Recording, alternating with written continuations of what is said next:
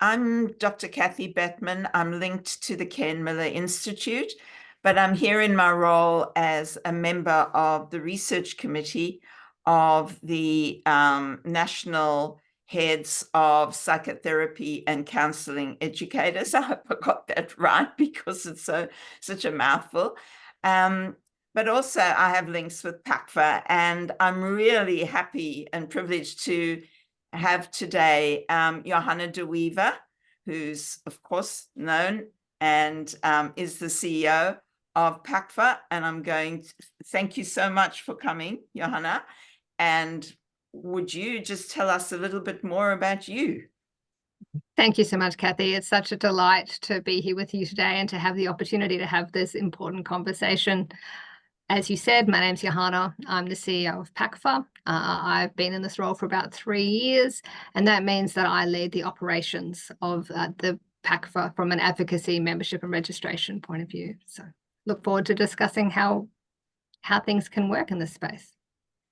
So on the weekend, PACFA had a board meeting and a council meeting, and what was shared with people who attended that council meeting was hugely exciting. And I wonder if you'd like to speak to that for just a little bit, because it was so clear to those that attended the work that is going on behind the scenes that most viewers will have no idea about. It would be great if you could just share some of that with the viewers. Look, thank you, Kathy. Look, we are so lucky at PACFA, and indeed it's National Volunteers Week at the moment, and you're one of our volunteers. We are so lucky to have such highly skilled and expert people helping lead the sector through their contribution to PACFA. And at the moment, we are in a really grounding period of establishing standards. And we've always had high standards, but we're supporting those standards at the moment with new documentation. We're spelling them out in more explicit ways, and we're supporting them with a really robust quality assurance process. So for our members, that looks like things like the re-establishment of our accreditation standards for courses. It looks like the publication of 11 registration standards across our membership and registration requirements. And it looks like a really exciting project around designing the first Australian set of professional competencies for counsellors. I mean, PACFA's always been known for its high standards, for being quite demanding on what is accredited and then who is accepted as a member. And that's is not being weakened in any way. That is actually growing. There seems to be so much emphasis placed on that. Well, as I say to our members all the time, what you do is important work. You're there at a crucial time for individuals and for families. They are vulnerable and needing support, and making sure that support is of a high quality and in a safe environment is fundamentally PACFA's purpose. So we've always had high standards around training requirements, but over recent years we've kind of complemented those by taking advantage of other types of robust assessment that are now available to us. And we were the first counselling organisation to require a criminal history check for all our registrants, which is something that normally happens at the kind of employment phase, as part of maybe a reference check or an appointment process. But fundamentally, we think it's important for all counsellors, including those ones in private practice. And so it's the role of a membership and a registration body to support the sector by introducing those kinds of quality assurance controls and making sure that the community and stakeholders such as the government can have absolute confidence in the quality of our registrants out there and the work that they do. And I mean, the other thing that, as an observer, it appears that you've really built such a strong team behind you, knowledgeable in all these areas. And I can't help but remind everyone here of Nee Robinson and the work that she's doing in that space. But it seems like there really is a strong team that brings with it talent and networks to be continuing this journey. Look, I think it's one of those things that we often don't always think about, which is that we don't know what we don't know. And so I've been really, really lucky to have been able to bring in great people around me. And I knew that they were out there because I had worked in membership organizations for at least a decade. And membership organizations are a unique little slice. You know, we're not-for-profits and we're health and we're membership. And, you know, those are three different kind of areas of activities, different remits of focus that people don't often think a lot about. Like people might be aware of AHPRA, but they're certainly not thinking of the allied health professions and how we make sure that our quality control is just as robust. But there are a lot of people who have, whether by accident or design, ended up in this kind of curious professional space. And like Nee, I mean, Nee has worked for the Dental Council, she's worked for the Psychology Accreditation Council. She is an expert in designing accreditation systems for courses. And we're tremendously lucky to have her with us. It might be easy enough to think, oh, well, anyone can accredit a course. You know, I just need to. And then where do you start? If you haven't got someone who's done it before, who's seen how other courses are accredited, who's looked at other sectors, you know, there's no point reinventing the wheel. We want to be able, in fact, we can't afford the time or energy to reinvent the wheel. We want to be able to take advantage of other professions and other sectors, to work with them, to learn from them, and to bring it all home for the benefit of our members. And then, I mean, you're not just doing that, you've actually gathered together a very strong working party of people with not only experience in counselling, but people who work in the academic space. So they too are backing Nee and everyone else into really looking at what's important in the counselling space in terms of standards and training and sort of I mean, thing. I think a key part of what I've learned on my journey through membership is that we are more efficient when we allow people and we support people to do what they do best. So my team and myself, we all work on the systems and the resourcing.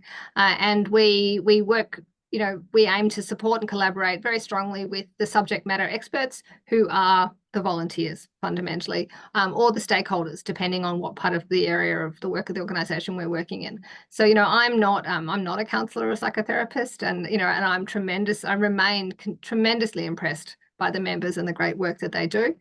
But the good thing about that is that I'm never tempted to step out of my lane.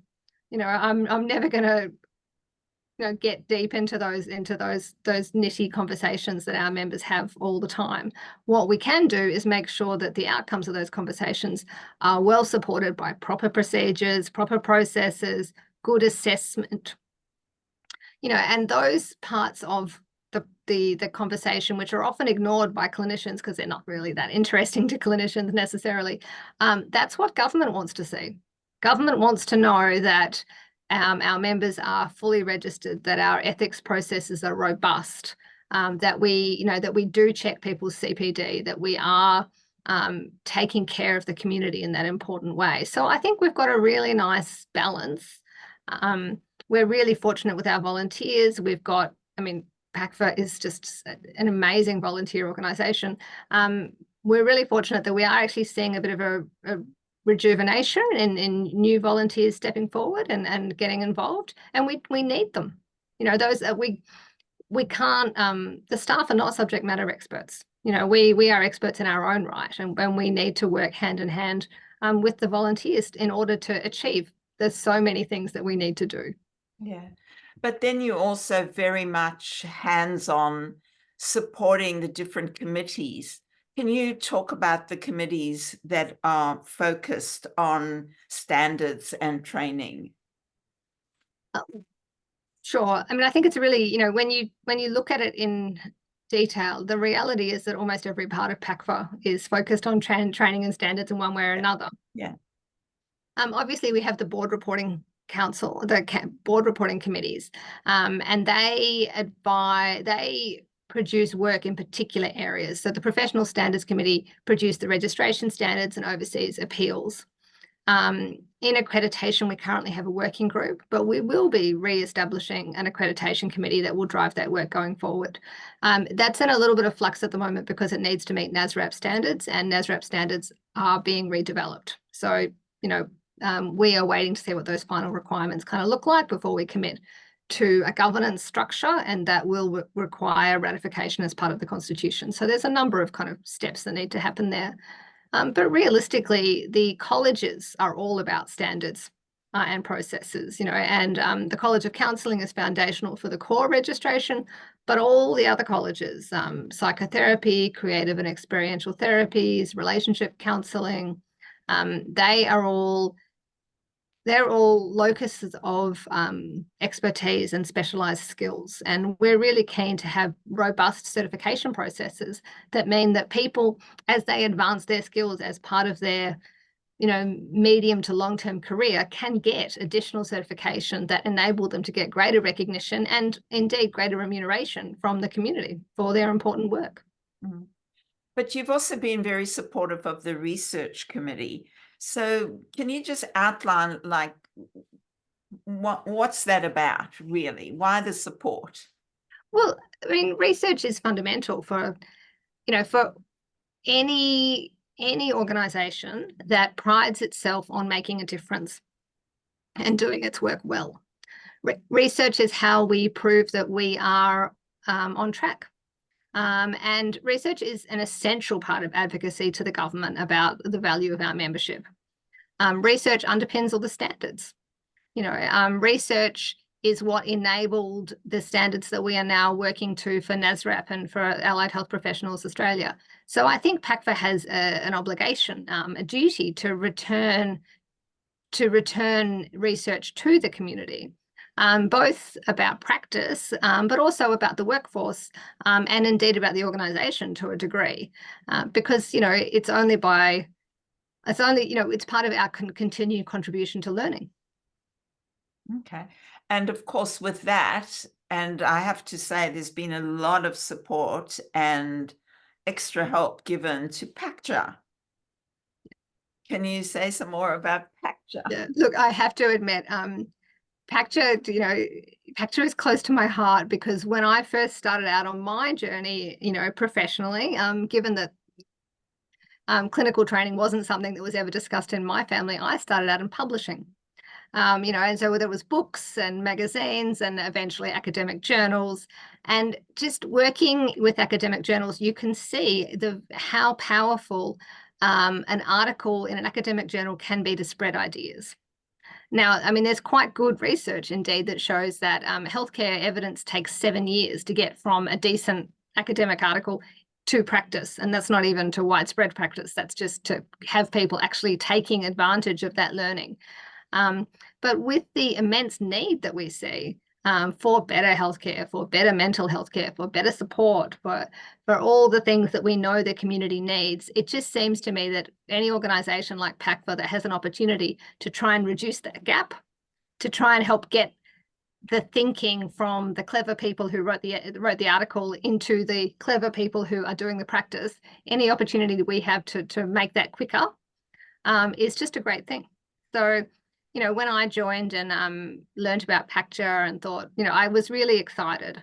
And I'm really excited by what Jane Marsden has done as editor. Indeed, I'm greatly appreciative of what the previous editors have done as well. But I think those journals have an obligation to be a nexus of ideas, and much as I'm a keen reader of the academic articles, I'm a really enthusiastic reader of the viewpoint articles, because I think that we should have the confidence to have robust conversations about practice, about professional identity, about all the things that I know our members care deeply about. We should value those conversations, because when we don't have those conversations, and of course we have to have them respectfully and appropriately, but when we don't have those conversations, then we all kind of stop growing a little bit.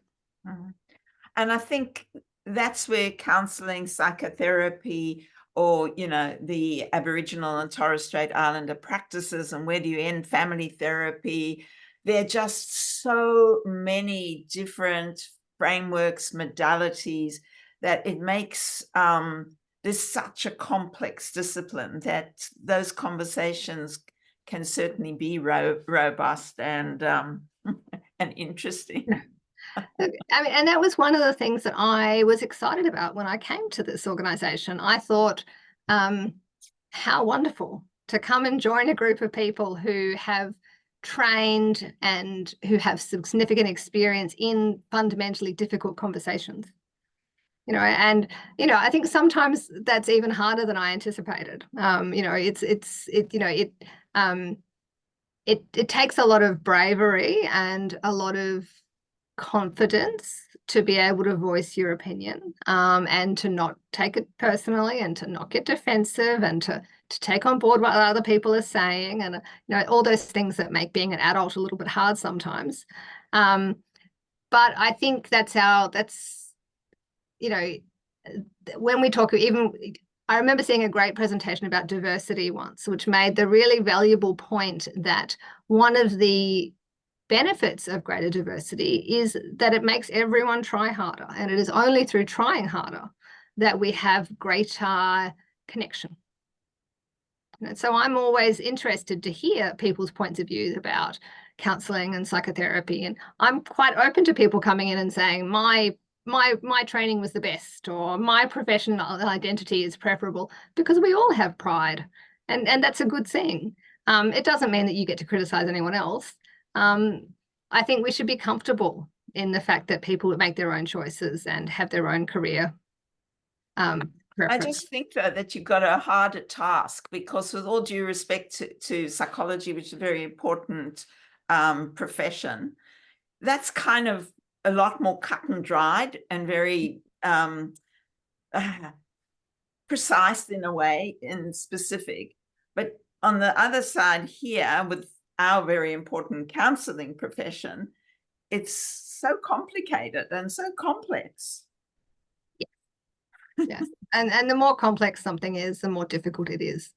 And I think that's also what makes it interesting, and potentially what makes it valuable, because it is so different. It can be effective to support so many different people with so many different problems. If it was just the same, it would only be able to help one lot of people with one lot of problems. So I think that variety is our strength. But it also, and coming to the purpose of this interview, but it also points to an encouragement of research to maintain the excellence of the profession, and to really learn more and more about what really works, and how we can be excellent in this profession. Yes. And self-examination is always important. Research provides the grounding, and also I think research plays a key role in building trust with our stakeholders, because they have read research about other professions, and they quite naturally, they want to read research about our work. Or, I'm using the royal we here, your work, and so it's not even, and that's a natural part of building trust in a relationship, showing that you are willing to meet the same standards that are applied to other comparable organizations and professions. So, even whether we think it's necessary or not, it's an appropriate part of our, I would dare say, maturing as a profession, that we would produce research to meet those same requirements. And the important thing, I think, is we can't rely on what was done years ago. We've got to keep on doing it so that it is current and relevant, because times change, problems change, things we have to do changes. And so this is why it is so important, and why, well, the research committee, and with your support, the board support, encourage ongoing research to build that foundation, a strong evidence foundation, and not rely on what was before. Yes, I mean, look, I think the reality is that we're tremendously lucky to have the research committee leading our work in this area, because it is a dynamic and changing field, and I certainly can't stay across everything without the work of the research committee. Excuse me. But you're also quite right. Things are changing too rapidly. So, things that were accepted practice 15 years ago are no longer accepted practice. And that brings with it a kind of waterfall of other impacts. Does that mean that the training that was assumed in that is the same? Does that mean that are there assumptions being made about the client cohort? And so, it's always important that research is up to date. And that is a rigor that is applied across other sectors as well. It's not targeted at counselling. It's part of the broader challenge for health, and indeed across all professional groups. Okay, and I can say you encourage us to keep on keeping you informed and provided with what's happening and what's out there, what people are doing. So I think, yeah, you certainly have encouraged that. I guess I've asked all the questions. Is there anything that you were hoping I'd ask that I haven't asked that you want to add? This is your chance. Oh, no, look, I really just want to express my appreciation to the research committee, and to all the researchers out there. In fact, the ones that are working quietly away connected to PACFA, and the ones who are working quietly away or loudly away connected to other organisations. At the end of the day, research in this sector helps us advocate across the board. In many ways, PACFA advocates for registered counsellors everywhere, not just for PACFA registered counsellors. And we all want the same thing. We all want to be able to ensure that our workforces are optimised to effectively support the community. And research is a crucial part of that. So, I really just want to encourage everyone to keep researching, to keep publishing, and to feed information back to us. If there's research that you think we should be aware of and we're not, please let me know, because, by all means, my door is always open. So thank you, Johanna, so much for giving us this time. And I know you haven't been well. I can hear there's still a little bit hanging in there. But thank you so much for being here. Thank you, Kathy. It's been a pleasure. Switch.